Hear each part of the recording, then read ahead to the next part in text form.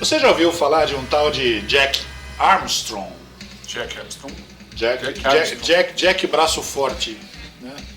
Jack Armstrong. Jack Armstrong era uma revista em quadrinhos que tinha nos anos 50, que contava as aventuras de um menino aventureiro. Foi nos quadrinhos do Jack Armstrong que o Hanna-Barbera, o William Hanna e o Joe Barbera resolveram criar uma série de desenhos animados em cima disso. Seria a primeira série dos estúdios Hanna-Barbera com personagens humanos em proporções humanas. Por Antes disso não tinha tido nenhuma? Nenhuma. Por exemplo, eles fizeram um monte de desenhos daqueles que a gente já falou aqui, dos bichinhos, né? Jambe Ruivão, Dom Pichote, Pepe Legal, tal. Aí vieram com os Flintstones, que a gente já falou aqui dos Flintstones num programa, que são humanos, mas são proporções, né, de desenho animado.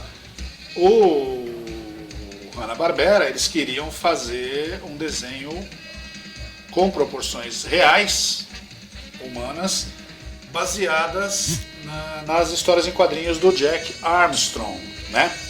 Para isso, contrataram o famoso, que a gente já falou aqui também, o Doug Wilde. Que fez os Anjos do Espaço. O Doug Wilde, exatamente. Anjos do Espaço a boca. É aquele com o desenho e a boca de verdade. É muito esquisito. Então, mas o Doug Wilde já era um cara conceituado em matéria de desenhos, assim. Contrataram o cara para fazer isso. Aí ele foi lá, desenvolveu a série, fez uns testes de animação que ficaram muito legais, né?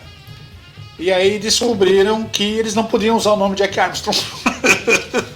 Não dava pra usar, né? Não conseguiram os direitos para usar o nome. Foi aí que a série foi rebatizada para o nosso programa de hoje, que é Jonny Quest. O Jonny Quest, exatamente. O Jonny Quest saiu do jeito que saiu. Tem uma série de coisas legais sobre o Jonny Quest. Por exemplo, o tipo de animação que ela foi feita, né? A gente já falou aqui que o Hanna-Barbera, os estúdios Hanna-Barbera desenvolveram um tipo de animação mais simplificada para poder render o trabalho da televisão. Porque não é que nem cinema, que você tem 1 ano, 2 anos para fazer uma animação. Então, a televisão tem que ser a toca de caixa. É uma produção rápida. Pastelaria. Né? Então os caras desenvolveram uma animação simplificada por isso que a gente vê os personagens correndo e o cenário passando sempre o mesmo cenário. Ou quando se mexem, né, o corpo parece estático e ele só mexe a cabeça. Tudo isso é para você fazer menos desenhos, porque o desenho era feito na mão, né? Para você fazer menos desenhos. Pincel e acetato. Troca folhinha. Exatamente. Fotografa. Então, isso aí. Então eles inventaram esse sistema de animação simplificada, mas no Jonny Quest, né? Porque era um negócio de aventura, um negócio mais rápido, que as coisas aconteciam bastante dinamicamente, exatamente o que eu ia falar. Voltaram, algumas cenas são feitas como os desenhos da Disney, que são a 24 quadros por segundo e não mais a 15, como é normal de uma animação para televisão, né? Então quando você vê a lancha batendo assim no sargaço e voando por cima, você vê que aquela animação é bacana, é bem feita, porque aquilo está a 24 quadros por segundo, você consegue ver, não é um negócio duro como a maioria dos desenhos animados daquela época. A saga de Chip Ballou, o que era isso, afinal de contas? A saga de Chip Ballou, enquanto eles estavam desenvolvendo a série Jonny Quest, isso era um alto segredo, porque era uma coisa muito inédita para a época, né? Então, como hoje em dia, quando a gente vê um projeto de alguma indústria que os caras mudam o nome do projeto para poder disfarçar, chamam de um nome qualquer, a saga de Chip Ballou era o nome do desenho Jonny Quest quando ele estava em processo de desenvolvimento. Isso é para evitar espionagem industrial. Por exemplo, o Império Contra-Ataca foi filmado com o nome de Blue Harvest. Blue Harvest, então. Toda a produção foi com o nome Blue Harvest, exatamente para ninguém saber que estava sendo produzido mais um episódio de Guerra nas Estrelas. Jonny Quest estreou em horário nobre. Ele não foi colocado para ser mais uma atração para criança. A exemplo dos Flintstones, já que os estúdios Hanna-Barbera já tinham conquistado os adultos colocando os Flintstones em horário nobre, e isso tinha dado certo, apesar de ser uma animação, fizeram a mesma coisa com o Jonny Quest. Aquilo era, apesar de ser uma uma série de aventuras cujo principal, né, cujo nome da série, o principal, era uma adolescente. Aquilo foi feito para adultos, como adultos, porque as aventuras todas eram muito pesadas, então por isso que ele foi para Horário Nobre. Quando a série estreou em 64, ela foi para Horário Nobre e conquistou os adultos imediatamente, e também conquistou as crianças, porque, claro, tinha lá as duas crianças brincando, tinha um cachorrinho que é o alívio cômico da série. Precisa ter, né? Bonitinho tá? E tal. Mas o mote geral das coisas eram bem adultas, bem espionagem, bem aventura, né? Aí deu nisso. Era um diferencial primeiro, porque tinha, como toda, não eram personagens realistas, tinha tiro, tinha sangue, tinha morte. Né? Pois é. Esse tipo de coisa, hoje em dia é fácil fazer isso. Todo lugar tem. Nós estamos falando de 64. Nos anos 60, desenhos animados eram considerados coisas, mesmo após os Flintstones, a maioria dos desenhos animados eram considerados coisas infantis, né? Johnny Quest não, a começar pela música, né? Que é aquela caso à parte. Aquela trilha sonora da abertura. Trilha sonora é um caso à parte, porque ficou guardado na memória de todo mundo. A trilha sonora é do cara que fazia a maioria das trilhas dos estúdios Hanna-Barbera, que é o Hoyt Curtin. E a gente viu em algum lugar que tem o dedo do Hanna-Barbera, dos dois, também nessa trilha de abertura, né? Os caras deram seus pitacos, deram seus palpites. Mas aquela trilha é muito boa. E toda a música incidental do Johnny Quest, que se a gente colocar aqui pra vocês agora, é o que tá ao fundo aqui, né? A gente deixa tocando. Você lembra imediatamente de cada episódio, também foi toda ela composta pelo Hoyt Curtin. A gente já falou aqui uma vez que essa trilha existe por aí na internet, é só procurar. Alguém gravou isso em algum lugar do mundo. As gravações de estúdio. São as coisas reais, não é alguém regravando, alguém tocando as músicas. Não, são aquelas mesmas usadas tá por aí em algum lugar, procure na internet que tem, né? A gente já baixou isso. E então é isso, a trilha é Duca. Peraí, me explica uma coisa, os caras fizeram toda a produção com o Jack Armstrong, baseado no Jack Armstrong, só depois eles foram pedir autorização? Foi. Isso não é um pequeno erro. Não, o que acontece é assim, fizeram os testes de animação pro Jack Armstrong, tanto que se você vê a abertura da série, a abertura oficial do Johnny Quest, todas as cenas que aparecem na abertura fazem parte dos episódios do Johnny Quest. Você encontra todas elas lá, o cara correndo, tudo aquilo lá, tá lá. Se você vê os créditos de encerramento do cada episódio, tem cenas ali que você não conhece, tipo aqueles índios, né? Aquilo lá não existe no Johnny Quest, porque aquilo foi um teste de animação quando a série chamava-se Jack Armstrong, né? Aquilo foi um teste que eles acabaram usando aquele teste nos créditos finais dos episódios de verdade. Se você perceber, no avião, como é que chama o avião? Dragonfly. No encerramento, o avião está decolando tudo, em um dos takes aparece escrito JA. Então, aquilo ou é um JA ou é um JQ, né? Tem gente que defende que aquilo é um JQ de Johnny Quest e tem gente que defende que aquilo é um JA de Jack Armstrong, né? Porque tá meio estilizado, então talvez fizeram uma modificaçãozinha e tal. Então vão das suas próprias conclusões. Tem gente que acha que aquilo é um JA, tem gente que acha que é um JQ. Eu particularmente acho que é JQ, né? Senão ia render um processozinho legal. Mesmo que eles tivessem. Então, mas essas letras não estão no avião, não existem. É só nesse. Não, o avião não tem essas letras, só nesse take, porque no mesmo crédito de encerramento, todas as vezes que aparece o avião, não aparecem essas letras. Só em um take aparece lá escrito isso. Então, tem gente que defende que aquilo era um JA, que eles fizeram uma modificaçãozinha para aparecer um Q, e tem gente que acha que não fizeram modificaçãozinha nenhuma, que aquilo era um A e estão usando como Q e pronto. E vamos colocar só de sacanagem. Só para brincar. O que é interessante, gente, para você que sempre viu os créditos finais de Johnny Quest e viu aquelas cenas bacanas dos índios lá, fala, mas o que é isso? Os caras atacando lança, quando fecha a porta do avião. Então, que episódio tá isso? Isso não tem episódio nenhum, né? Isso era do teste de animação.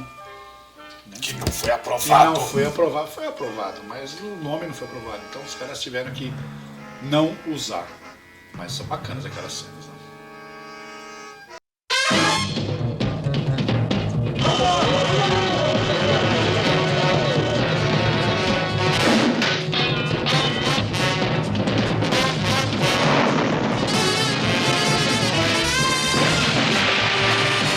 A série estreou em 64 lá e veio pro Brasil quando? 2 anos depois. 2 anos Estreou depois. aqui em 66, na Globo, olha só. Na Globo, essa época já era Globo. Aí nos anos 70 foi exibido na Tupi. Nos anos 80, porque é assim, décadas, né? 60 na Globo, 70 na Tupi, 80 na Band. Nos anos 90 o Johnny Quest passou quando o Cartoon Network estreou, TV a cabo, estreou no Brasil. Uma das primeiras coisas que eles passaram, juntamente com o Flintstones e outras coisas, passava também o Johnny Quest. E nos anos 80 fizeram uma série nova do Johnny Quest, que é ruim. Tentar fazer. É muito ruim. Assim, a série. Não, quem é fã não. E depois nos anos 90 fizeram de novo uma terceira série, mas as duas. Essa terceira não é tão ruim quanto a dos anos 80. Até tentaram fazer de novo a abertura, uma coisa com orquestra. Com a mesma música, mas com um arranjo mais moderno. A abertura em 3D, parecendo 3D, com efeitos especiais. Então, isso aí pode até ser legal para quem conheceu essa primeiro. Se você vai lá e assiste essa primeiro, você vai achar legal. Ainda mais quem é fã desse tipo de animação em 3D, essas coisas, tal, vai gostar. Mas para quem viu o Johnny Quest original e viu quanto era sério, quanto era bem feito e quanto as tramas eram legais, não gosta. Então, o que eu tenho de memória, tudo que eu assisti até hoje, assim, mas o que fica na memória são os monstros de Johnny Quest. É a dinâmica da série que fazia diferença. Então, era uma série de ficção científica, né? O cara, o Dr. Benton Quest, era um cientista que trabalhava para o governo americano. E então toda coisa de científica e qualquer coisa que acontece com o cara, né? Caía na mão dele. Caía na mão dele, né? Então ele desenvolvia armas diferentes, ele descobria coisas que a maioria das pessoas normais não tinha acesso, né? Que então, não caía na mídia. E que ele sempre levava o filhote dele a tiracolo. Aí todo mundo pergunta, mas e a mãe do Johnny Quest? Não é o Bandit? Não é o Cadê rádio? a mãe do Johnny Quest? Então, a mãe era uma pergunta que acontecia mesmo para os fãs que vinham mais atrás da história da série, né? O que acontecia com a mãe. Na série nova, nessa série que a gente falou que é ruim e tal, eles falaram que a mãe morreu por causa do Dr. Zin. Dr. Zin é um personagem recorrente na série que aparece em 4. É o único que se repete. Ou Os 5 outros, episódios. todos É o único eles que se repete. ou são mortos, ou são mortos, ou são mortos. É um inimigo do Dr. Quest e tal. Então na série nova tem um episódio em que falam que ela morreu graças a ele, o que não é verdade. Porque existem histórias em quadrinhos baseadas na série original e lá é explicada a morte. Por quê? O Dr. Quest é um cara que trabalha para a inteligência americana. E, aliás, o Roger é um... É aí que eu ia chegar. Como a mulher do cara morreu, né, então as especulações são o seguinte: a mulher do cara, segundo os quadrinhos e a explicação oficial Hanna-Barbera, ela morreu de uma doença desconhecida numa missão em Paris, porque ela também era agente. E aí, graças a isso, como é uma doença desconhecida, não se sabe se foi provocada ou se ela simplesmente pegou, tal, como o cara ficou à mercê dos outros países, colocaram um guarda-costas lá para cuidar dele e do Johnny, que é o Roger. O Roger Raceband. que vai ser o segurança da Que família. vai ser o segurança da família. E o pai postiço de vez em quando ali, na hora que o... Exatamente. Então por isso que isso explica a presença do Roger ali na série, né? Aquela versão do Adult Swim descarta. Conta aí. Que na verdade o Roger e o doutor...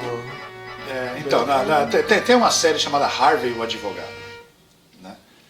Que é muito engraçada. O Harvey, o Advogado, é o homem pássaro.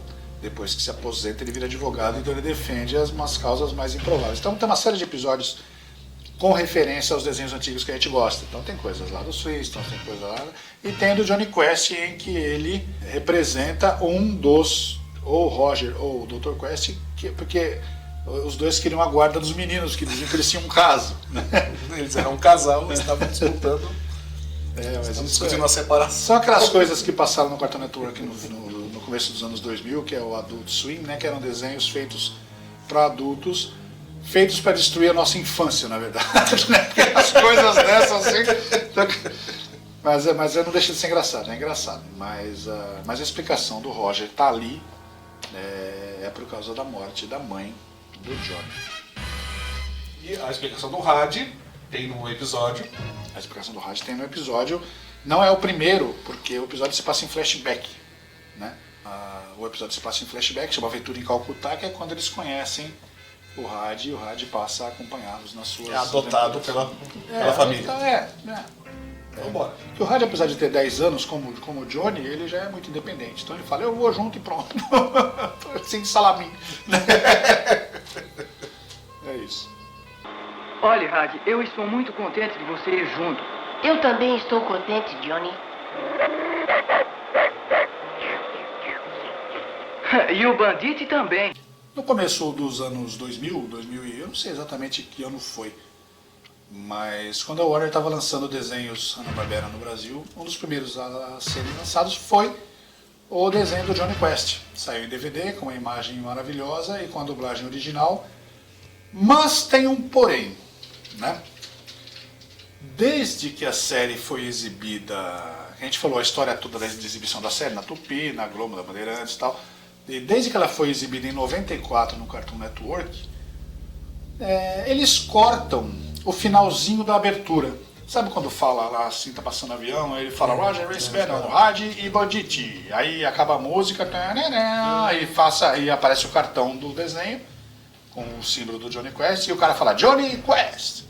Tá. Com a carinha do Johnny no meio do quê? Então, exatamente isso aí. Desde que esse desenho passou no Cartoon Network nos anos 90, isso foi cortado. E não sei por quê. Você sabe por quê? Não se sabe por que foi cortado. Então você percebe, quando lançaram os DVDs, ele está exatamente desse jeito. Né? Cortado também? Cortado também. Não fala mais Johnny Quest no final da abertura. E se você reparar, o finalzinho da abertura, quando o avião tá... Quando ele acaba de narrar Had e Bandit, eles fazem um fade, né, que a gente fala. Apaga a imagem e abaixa o som de uma vez, antes de chegar no Johnny Quest. Não sei porquê, né? Essa vinhetinha que foi cortada é essa aqui, ó. Roger Race Bannon, Had e Bandit.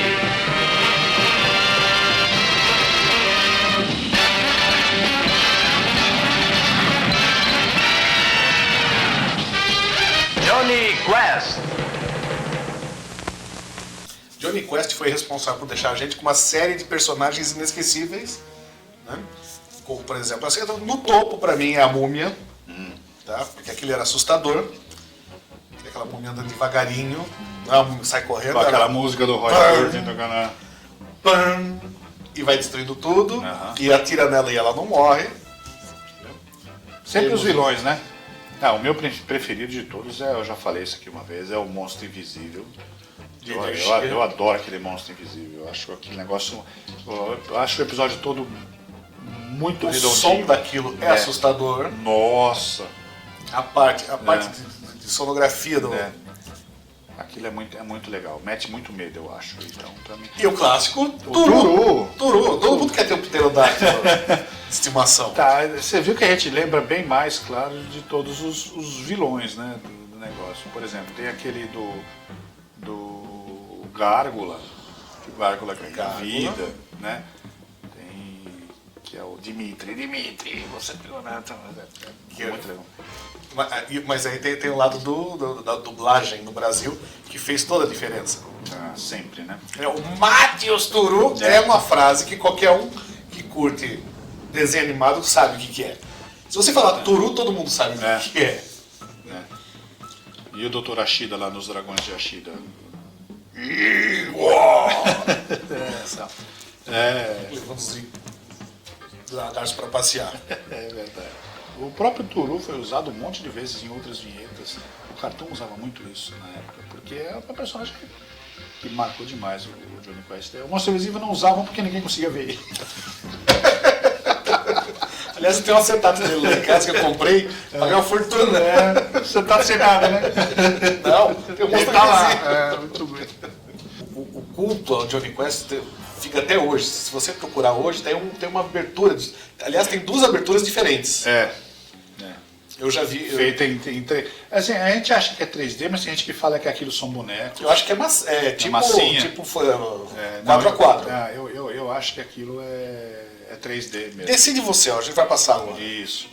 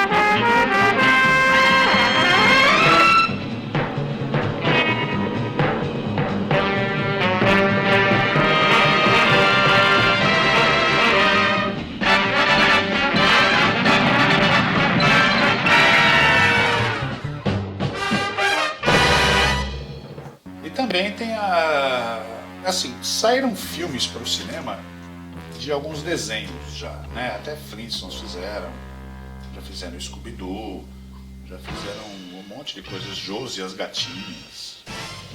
E fazer filme do Johnny Quest, por quê? Não. Então, isso já tá nos planos, já faz bem mais de 10 anos, que até agora não chegaram a uma conclusão. Mas eu acho que seria muito legal, né? Fazer só o avião já tava.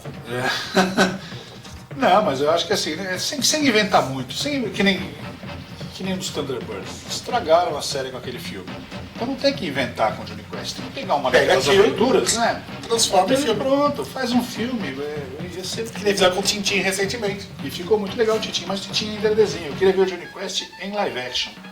No total foram 26 episódios, uma temporada inteira como uma série, né? Porque se você faz um desenho, naquela época, se você fazia um desenho normal, que eles chamam de Saturday Morning Cartoon, que eram desenhos para as crianças que iam ao ar aos sábados de manhã, os desenhos todos tinham 13, 14, 15 episódios por temporada. Como o Johnny Quest, a exemplo dos Flintstones, era um desenho para adulto que passava em horário nobre, a temporada dele tinha 26 episódios. Como uma série comum na época. A série comum ia de 24 a 30 episódios por temporada. O Johnny Quest estava nesse range aí, E por que não teve uma segunda temporada? Isso é uma coisa que se pergunta até hoje. Né? Tem gente por que não teve uma segunda temporada? Estou perguntando hoje. Eu também me pergunto, por quê? Por quê? Por quê? Na minha opinião, ficava caro de produzir. Ficava muito caro de produzir, porque para começar, eles foram ousados demais para fazer a série, né? É uma série muito ousada. Como a gente falou, era feito em quadros como desenhos de cinema, né? Em mais quadros por segundo. Era feito com uma iluminação e com uma animação mais rebuscada do que um desenho animado normal, e isso encarecia mais o produto. Quando ela foi criada, ela já foi criada para ser uma série só de uma temporada. Ah, isso foi o inicial mesmo. Foi. Os planos eram esses, de fazer só uma série para essa temporada, porque além de tudo era um teste. Ninguém sabia se isso ia colar, né? Nos primórdios da televisão, eu compro os primórdios de novo, né? Os primórdios da televisão, tudo era experiência. Você tinha que esperar. Hoje em dia você sabe, se você faz uma série, você faz uma série com 10 episódios e só porque se não der certo cancela nos 10 e acabou, né? Naquele tempo não, eles tinham que calcular sem parâmetro nenhum para ver se o negócio ia dar certo ou não. Então eles estavam, e como o Johnny Quest era uma coisa muito inédita, né? Não rolava nada parecido na época, falaram, vamos fazer uma temporada só e pronto. E era audacioso, porque ia tratar de uma temática adulta num processo de desenho animado teoricamente infantil. Então, o desenho animado parou de ser considerado infantil mais ou menos nessa época, né? Claro, sempre teve aquela apelação, aquele apelo infantil para tudo, mas algumas coisas deixaram de ser tratadas dessa forma graças ao Johnny Quest e graças aos Flintstones, né? Mesmo os heróis Hanna-Barbera que vieram depois, no final dos anos 60, nos anos 70 e tal, eram coisas menos infantis e mais, para se não dizer adulto, que diga pelo menos adolescente ou jovem, né? Eram coisas mais não para as criancinhas em idade pré-escolar que queriam ver os bichinhos se mexendo, eram umas coisas mais complexas. E graças a esse tipo de coisa é que hoje temos animações, né? A história das animações ficou muito mais interessante graças a ter mercado para adultos também, né? Lembra do Akira no cinema? Exatamente. Que o Heavy Metal, o Universo de Fantasia, aquilo são desenhos para adultos, são desenhos, né? Então deixou de ter aquela conotação infantil graças a isso.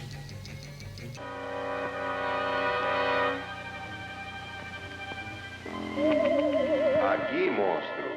Mas este monstro é uma beleza.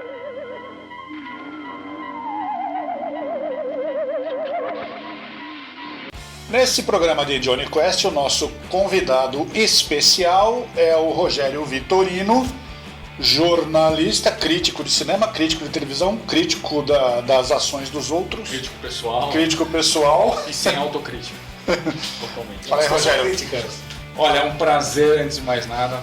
Demorou para acontecer, mas aconteceu. Estamos aqui. Gostaria muito de agradecer a oportunidade e falar de um desenho que eu curto bastante. Ah, pois é. Johnny Quest não tem quem não goste de Johnny Quest, né? Eu me pergunto assim, quando que eu racionalizei o gosto, né? Você gosta, você tem um caráter afetivo, né? Aquela coisa que toca você de alguma maneira e você acaba, né, se identificando por alguma razão. E lá durante muito tempo eu fui processando, assim, racionalizando esse processo e eu cheguei à conclusão que assim, eu não tenho uma explicação. É o melhor traço da Hanna-Barbera? Não sei. São as melhores histórias, eu também não sei, eu sei que eu gosto. É a melhor trilha sonora? Então, é uma treta, né? Se você for pensar bem, porque eu acho que é uma época que eles, sei lá, o Jovem Sansão, Herculoides, Maitor, as trilhas e aberturas eram todas... Todas essas trilhas eram muito bacanas. Eram muito legais. Todas as trilhas eram Mas muito o Johnny Quest é marcante, não sei, aquela guitarra, a abertura acho que era mais dinâmica também, né? Todas essas trilhas são do mesmo cara, né? Do tal do Roy Curtin. É isso que eu precisava perguntar pra vocês. Quem é o cara? É o cara, então. Momento de perigo, eu lembro que... Bom, eu tive pesadelos com aquela bendita cumbia. Tive pesadelos, eu era muito moleque. E outro dia eu tava contando isso inclusive pra minha mulher, ela falou assim, não acredito que você tinha medo dele. Aquele monstro invisível, um monstro de energia. Tá, a gente tava falando aqui no outro programa que aquele monstro invisível, eu tenho medo dele até hoje. Não é? Não é, eu vejo Terrível aquilo. Aquilo é muito bom, cara. Que dá um medo danado. Bom, é difícil, eu não sei se vocês vão perguntar, episódio, quais foram, todos os episódios são... Eu tenho uma ideia, qual é o episódio que você gosta? Cara, ó, meus irmãos, meu pai, a gente tinha umas brincadeiras domésticas que fazer imitações, né, imitar vozes. Aliás, meu irmão hoje, mais novo, ainda defende um troco, assim, tadinho, ele é jornalista. Tá? Coitado. Ele tá procurando emprego do quê? Exatamente. Ele tá brincando com locução, tá fazendo umas vozes aí, e a gente brincava em família. Lembra, que música que é essa? Um assobiar, um cantarolava. Aliás, eu vi o programa de trilhas. Ah, foi legal. Putz, aquele eu fiquei com raiva. Eu falei, não, esse daí eu precisava estar lá. Eu precisava estar... A gente vai fazer um Trilhas 2 ainda, juntar só um pessoal pra fazer tipo um sarau de música, Em breve vamos fazer o Trilhas 2, porque tem muita coisa ainda pra falar. E o outro programa legal que a gente vai fazer chama-se Trilhas que Não Eram Pra Ser. Opa, esse eu não consigo imaginar. Dá um Não exemplo. consegue? Dá um exemplo? O tema do Globo Repórter. Ah, sim. Emerson Lake and Palmer? Não, é J.P. Pickers. É o The Fuzz, né? Tem um monte de coisa. Armação Ilimitada, por exemplo. Todo mundo acha que aquela trilha foi feita pra série. Não é, aquilo é um rock americano. Daqui a pouco você vai me falar que a música do MacGyver não é do MacGyver. A música do MacGyver, aquele Rush lá que a Globo colocava no MacGyver também não é. Mas isso a gente vai falar no programa sobre trilhas que não eram pra ser um dia na sua telinha do YouTube. Um dia, não se sabe quanto. Muito interessante, estarei lá. Mas o Trilhas 2, que a gente vai falar sobre a continuação do programa de trilhas, que a gente teve aqui o Marcos na primeira vez, a gente pode trazer o Rogério de novo no próximo Com trilhas, certeza. né? Pra falar um pouquinho dessas trilhas, porque tem tanta coisa de trilha legal, não é? Bom, se você pegar meu celular, os toques, né? Você começa a botar, personalizar, fulano de tal toca, SWAT, provavelmente, né? Imagina, não vou nem pessoa perguntar. mais séria, Não né? vou perguntar, não, deixa pra lá. Não, mas normalmente é Missão Impossível que toca pra maioria das pessoas, porque é quase impossível falar. Para a maioria das pessoas que trabalham nesse mercado de home video e jornalismo e TV, a música do Missão Impossível é a mais constante nos toques do celular, porque sempre quer dizer encrenca, né?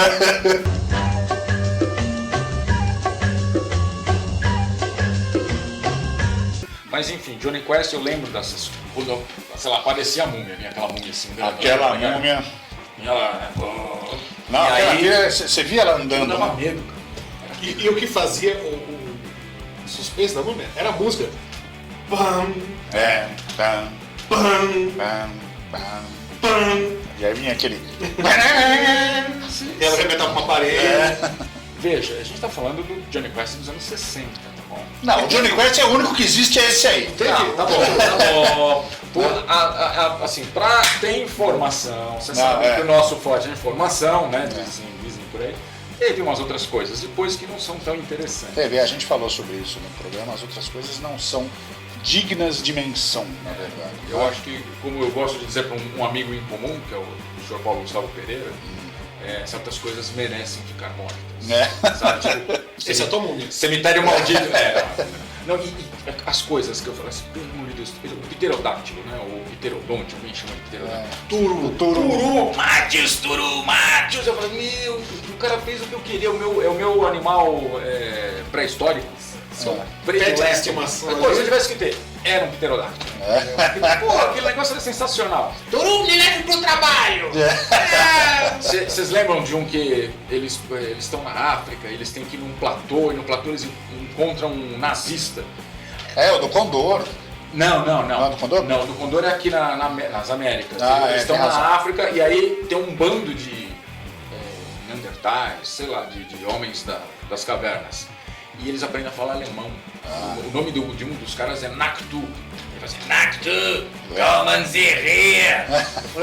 Eu e meus irmãos, a gente ficava o tempo inteiro tocando essas informações, cara, não sai mais daqui, entendeu? Infelizmente, São tá coisas cravada. que, quando a gente está crescendo, né, tá na infância, Vale por pré-adolescência, você mesmo. Rodolfo Valentino, né? Essas coisas. Não, qualquer informação que entra na cabeça acaba ficando, né? E esse negócio do Igua! Sume seu bolo de carne! Eu chamava os amigos de sume seu bolo de carne! Ninguém entendia nada. Ninguém assistiu Johnny Quest. Assiste Johnny Quest. Outras coisas de Hanna-Barbera você curtia também? Ou Johnny Quest era o máximo? Cada um tinha seu departamento. Eu acho que Johnny Quest, por exemplo, naquela época me parecia um pouco mais adulto do que o resto. Morria gente, né? Sim, tinha sangue. A múmia joga o cara lá longe. Pois é, isso nos anos 60, é um negócio difícil, né? Porque hoje em dia morre o tempo todo nos desenhos animados. Mas aquilo realmente eu acho era um conteúdo mais adulto.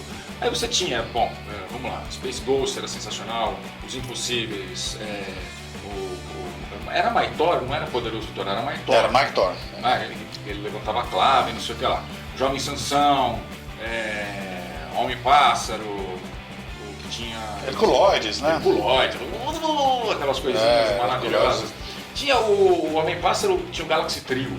Era o mesmo desenho, Homem-Pássaro e Galaxy Trio, 2 episódios do Homem-Pássaro. Acho que eles isso, né? Eram 3 episódios, sempre um intercalado. Como foi meio que um padrão nessa época, né? O Space Ghost era assim com o Dino Boy. Que eu já não gostava. Tinha 2 Space Ghosts com o Dino Boy.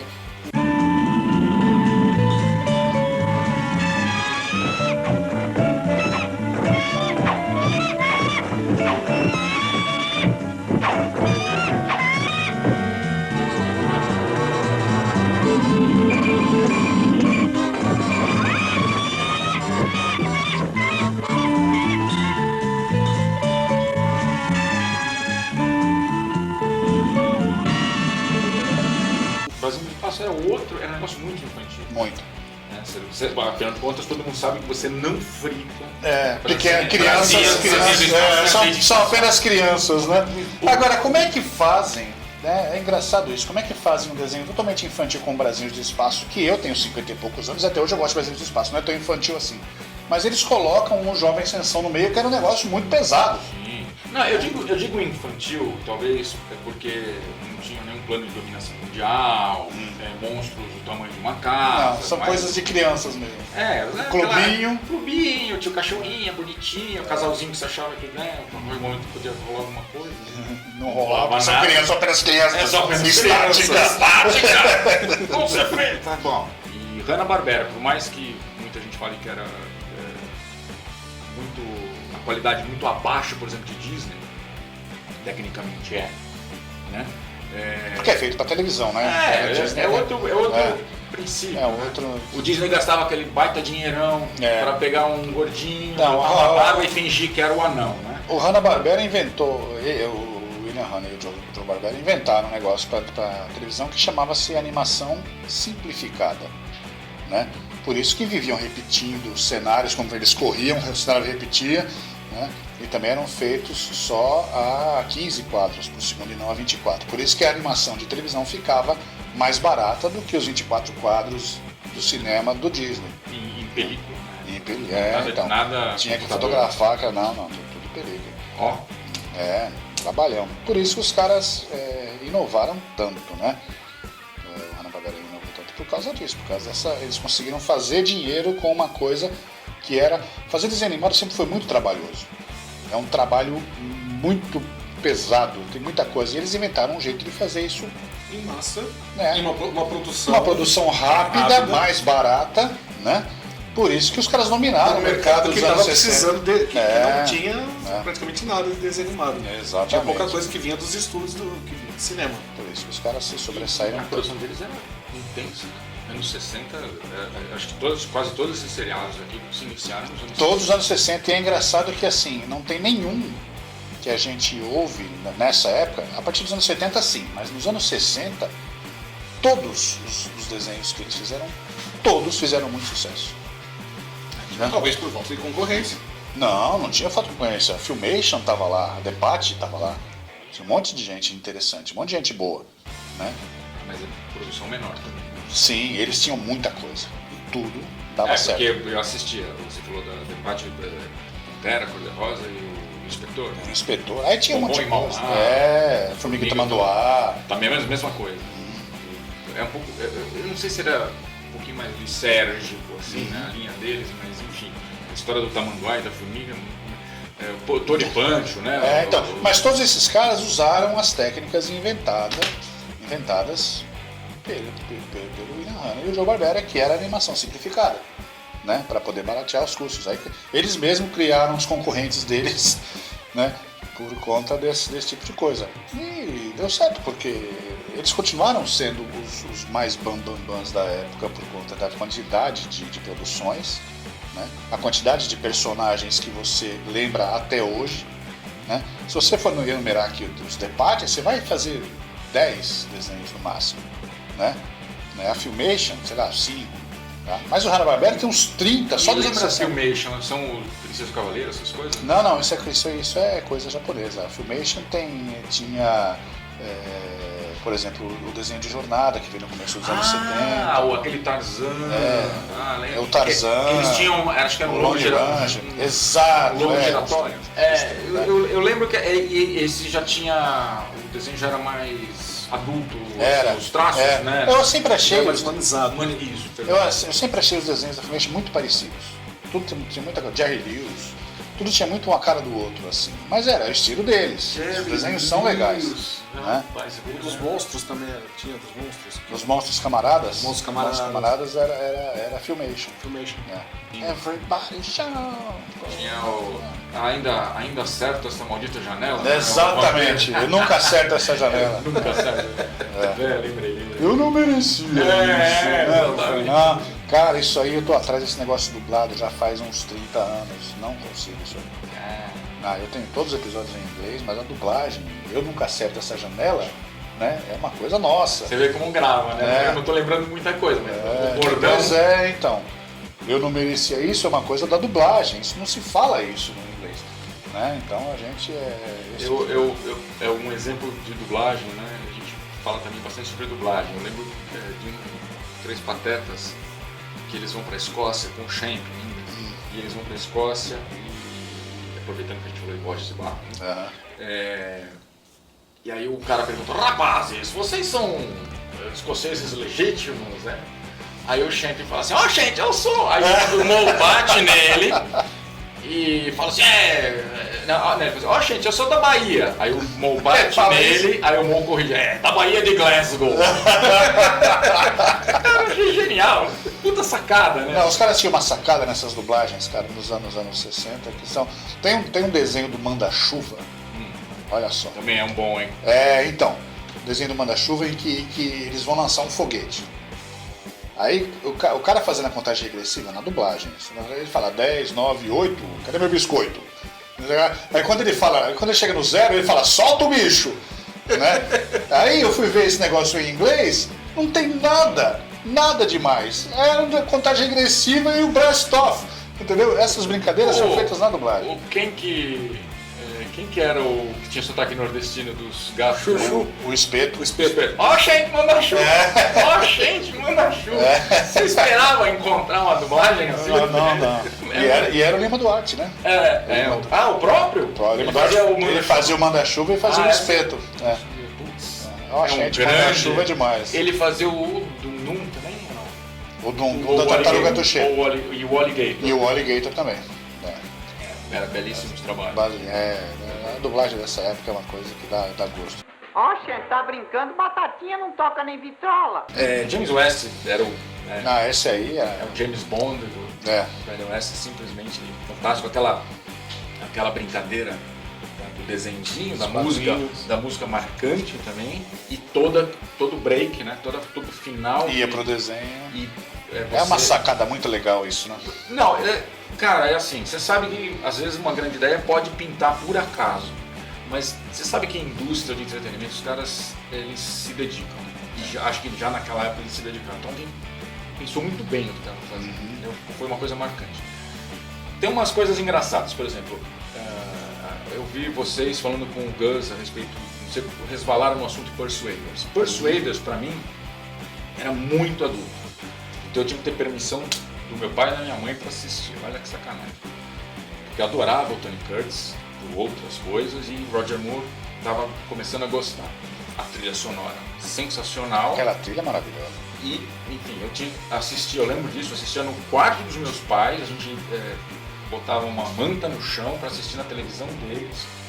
Ficávamos eu e meu irmão assistindo e foi marcante. Acho que também somente uma temporada, não tenho certeza. Eu também não assisti. E, enfim, eu gosto de umas trecheiras que vocês devem lembrar.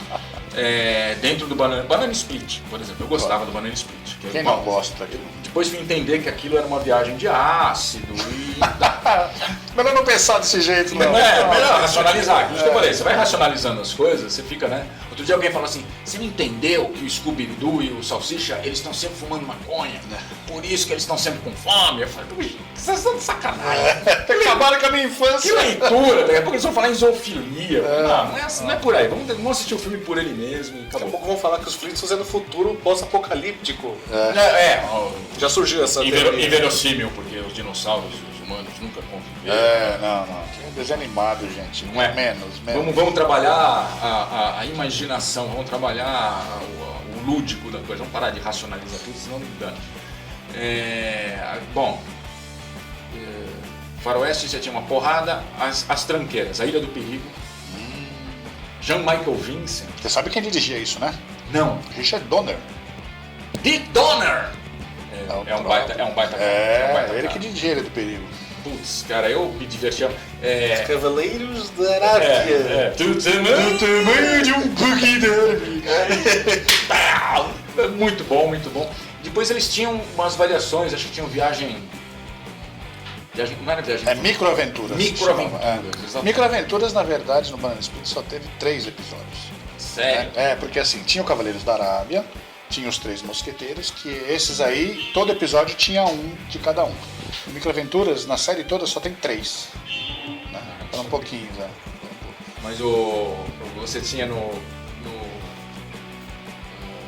a Ilha do Perigo, a trilha muito boa, você tinha o Jean-Michael Vincent, você tinha um cara que depois ia trabalhar no Tarzan, o Ronelli, que era um doutor, enfim. Era o Morgan, né? Isso. E você tinha o Shango, né? Aquela coisa que todo mundo... Ei, Shango! Não era? Não era sensacional. E o cara era tipo dublê. Nossa, eu adorava isso quando era criança. Era muito legal, mas era uma trecheira, né? Porque as lutas eram muito fake. Aqueles índios pintados engraçados. Mano, o cara pegar guerra de torta na cara. Os caras Numa ilha, né? E onde era o perigo na ilha, né? Mas enfim. Então tinha essas coisas que apareciam na tela sem botar os japoneses. Aí é outra história. Aí é um outro patamar, né? Ultras. Eu parei por aí, eu não fui até Changeman. Não. Na nossa geração parou no Ultraman Jack, no regresso, né? Depois disso, nem Spectreman eu gosto, não gosto de Spectreman. Apesar de ser dos anos 70, não. Esse é que o teu gurilão que fala? Nós vamos destruir. Assim, eu acho engraçado. Não, é engraçado, mas Gravou. Mas pegou uma geração, né? Então, a geração próxima da gente, a próxima, sim, o pessoal adora isso, sabe que aquele negócio é tosco, né? Sabe que é ruim, mas gosta porque a gente gosta dessas coisas toscas também. Mas a nossa tosquice é uma geração antes dessa aí. Pois é, tem tosco pra todo mundo, né? Vamos combinar. A tosqueira que não falta. Gente, não posso esquecer disso aqui, né? Jornada nas Estrelas pra nossa geração. Eu mais uma vez na cumplicidade do meu irmão. Viagem ao fundo do mar, A máquina que faz pim. Ficou pronta. Incrível, hein? Isso é alguma deixa? Eu posso parar de falar, né? A máquina que faz PIN é operada pelos cavaleiros que dizem... Deixa eu fazer algumas perguntas dessas. Nerd é complicado. Eu nunca assisti essas. Nem sei a velocidade de Mandurinho. Europeu ou americano? Mas a gente brincava de viagem ao fundo do mar, então normalmente eu era o homem-peixe. Lembra disso? Então, eu atacava todo mundo, atacava meu irmão e um amigo, e a gente ficava girando para um lado e para o outro. E, como a gente gostava de Jornada nas Estrelas, obviamente que o Kirk, para mim é um grande capitão, com bundada, direito a bundada e tudo. Mas as lutas eram muito legais. Então, a gente treinava. isso se eu fizer hoje, eu descadero na hora, mas... meu irmão A idade é um problema. O ciático não deixa mais não, fazer sabe por isso. quê? Esse chute com os dois pés, você vem correndo e chuta com... O Gustavo já viu eu fazendo isso. Chuta com os dois pés e você cai no chão. Quando você cai no chão, você bate a anca, isso aí desarticula tudo. Mas a gente fazia Tira isso, do prumo. Tira do prumo. A gente fazia isso daí. E aquela coisa do soco, não se mexa, o soco passar perto assim, eu fazia assim e o meu irmão fazia assim. Então a gente vivia a realidade também. Alguém pode chamar um psiquiatra nessa hora, mas a gente gostava de entrar na programação. Mas pra matar um gore, isso justifica. Não é? Era muito bom, cara. E às vezes chamar o psiquiatra para querer participar também, porque não tem quem não gosta disso. Ele é Mugato, esse é muito. É o Mugato. Os monstros, alguns monstros são legais. Mugato, o nome é muito bacana, né? É verdade. As pessoas eram mais felizes, eu diria. Gene Roddenberry, muito obrigado. Então, as pessoas são felizes até hoje, né? Porque essas coisas estão imortalizadas e a gente continua gostando, né? As pessoas olham e falam assim, eu gostava tanto de assistir Perdidos no Espaço. Que gostava? Perdidos no Espaço tá aí, no YouTube, tá em Se você DVD, falasse isso tá há em 20 tudo. anos atrás, que não tinha TV a cabo, que Não. não tinha reprise, nada. Isso existe, não é gostava. Eu gosto ainda gosto de Perdidos no Aliás, Espaço. um registro, graças acho que a persistência do seu trabalho, não tenho certeza, eu tive acesso a um episódio de UFO, que eu gostava bastante também. Eu gostava muito das meninas do UFO. Super poderosas. As do UFO. Do cabelinho roxo? Nossa, na Moonbase, né? Na base lunar. Tem uma que ela troca mini saia. Eu falei, gente, o que é isso, cara? Era demais. Isso é ficção científica, não pode essas coisas. Imagina, não, e outra, né? Por exemplo, sensualidade, né? Quem acha que quem gosta desses seriados tem problemas de sociabilização, errado. Não. Eu ainda consegui mostrar alguns desses seriados para os meus filhos. Meus filhos têm gosto também, digamos, pelo audiovisual. Chamemos audiovisual porque hoje você não sabe mais onde se assiste. E algumas coisas realmente eles acham interessantes. Meu filho se dedicou exatamente essa embalagem de Jornada nas Estrelas, que ela é um atrativo à parte. Mas para conhecer, por que tanta gente fala de Jornada nas Estrelas? Pronto, vamos assistir. É por aqui. Veja isso aqui. Agora, tem muita carência, né? Eu acho que, por exemplo, ninguém deu atenção a Persuaders, ninguém deu atenção a UFO. Tem. É uma pena, eu gostaria de... Óbvio, você vai lá fora, você compra, né? Ou você traz, né? Melhor dizendo, um DVD, um Blu-ray. Mas é a bela história, falta uma dublagem bacana. Falta o acesso à dublagem. Porque a gente sempre bate na mesma tecla aqui, né? Porque dublagem, principalmente a dublagem dos anos 60, é a contribuição nossa para essas obras, não é? É muito fácil chegar lá fora e pegar um Thunderbirds, botar uma legenda, tá? Mas você não cresceu vendo legenda, né? Você tem a memória auditiva, a memória afetiva do negócio. Você quer ver aquelas horas, você quer ver chamarem o Brains de crânio, não é? Então esse tipo de coisa, a dublagem faz muita falta. É legal ter, na falta da dublagem, tudo bem, você tem que assistir as coisas, né?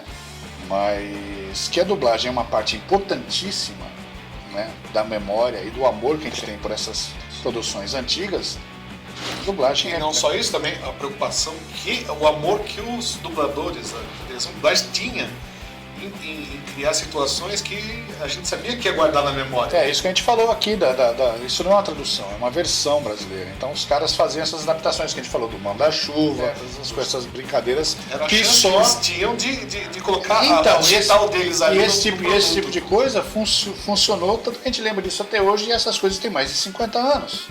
Não é?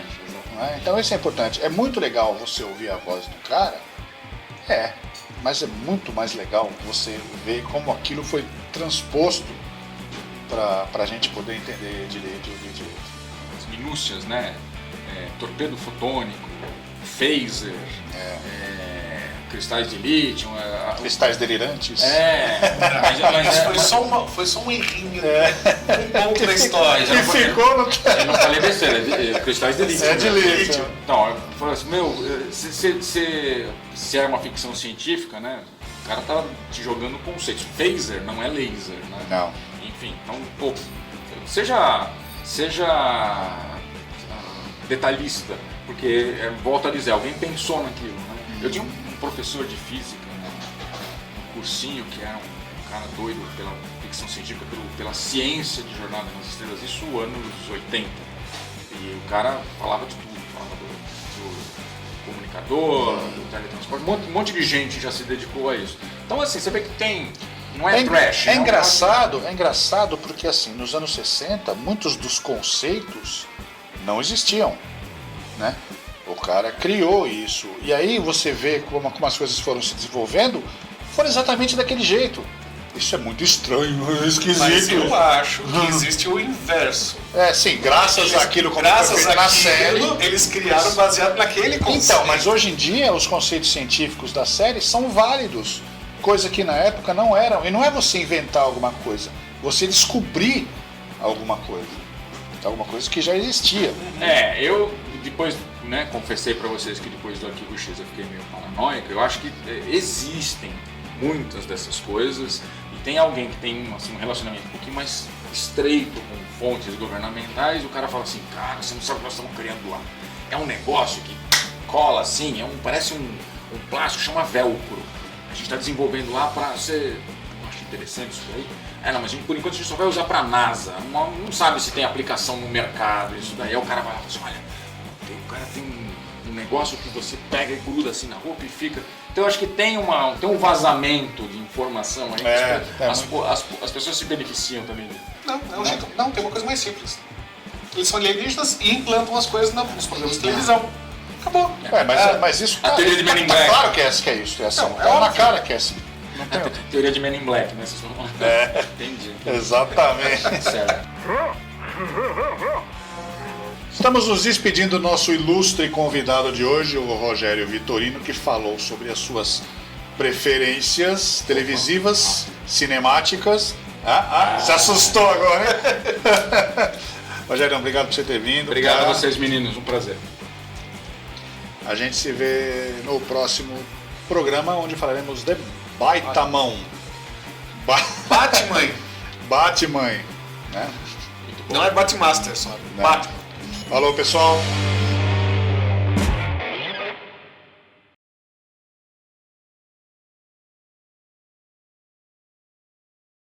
E no próximo episódio é um programa sobre seriados de TV. Você que gosta de seriados de TV, acompanha a gente sempre. Se você está chegando aqui agora, aqui vai ter um link para os nossos últimos 4 vídeos. Fora esse que você acabou de ver, os últimos 4 estão aqui, né? Se você ainda não é assinante, ainda não se inscreveu no nosso canal, clica no logo do YouTube, aqui em cima. Esse logo vai levar você para a área de assinatura do canal. Logo abaixo dele tem o logo do Facebook, a gente tem uma página no Facebook lá para vocês acompanharem as coisas que a gente faz. Tudo que é corrigido ou complementado das informações dos programas, a gente coloca no Facebook e também no Twitter, que tem outro link aqui para o Twitter, para você seguir a gente no Twitter, que a gente vai sempre colocar coisas novas lá. Para você escrever para a gente com opiniões e essas coisas, se não quiser colocar nas páginas lá, manda um e-mail diretamente, o link está aqui embaixo, tá bom? Obrigado por estar com a gente.